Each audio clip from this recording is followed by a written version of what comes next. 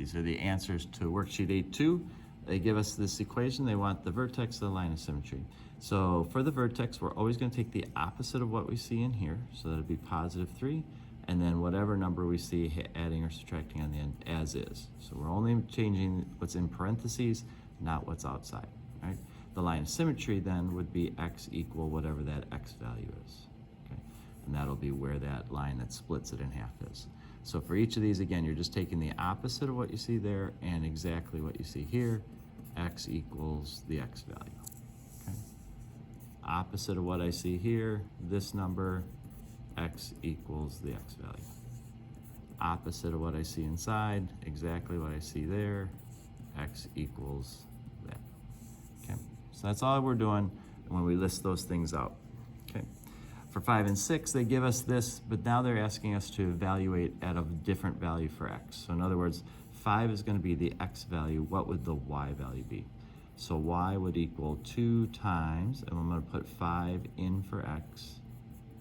And you can put this right on the calculator if you want and see what it says. Or you can do it.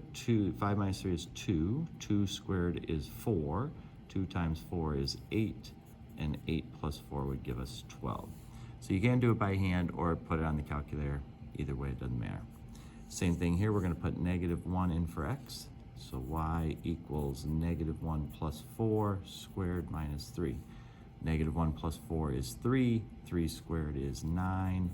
And 9 minus 3 gives us 6. Okay. So again, those are your choices. You can do them by yourself or on a calculator. All right. These next ones give us a graph, and they ask us to just find these things. We don't have to really evaluate anything. We just have to say where they're at. So the vertex, again, is where the graph makes its turn. That's at the point 1, 4.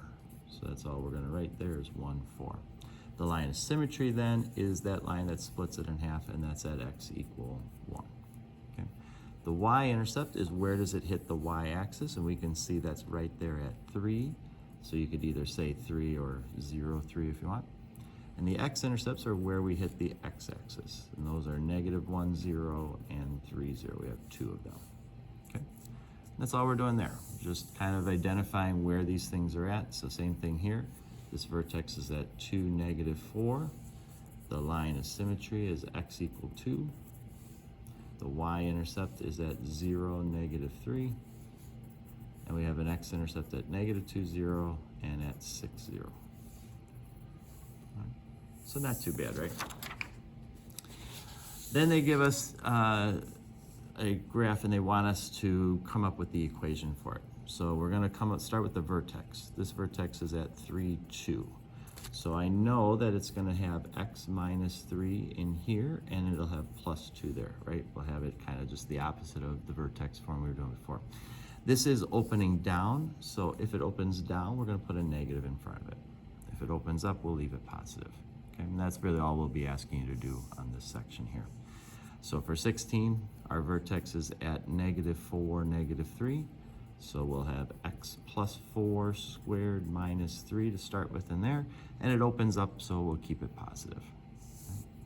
This one here, the vertex is at -2, -1, so we'll have x plus 2 squared minus 1, and it opens down, so we'll make it negative. Okay.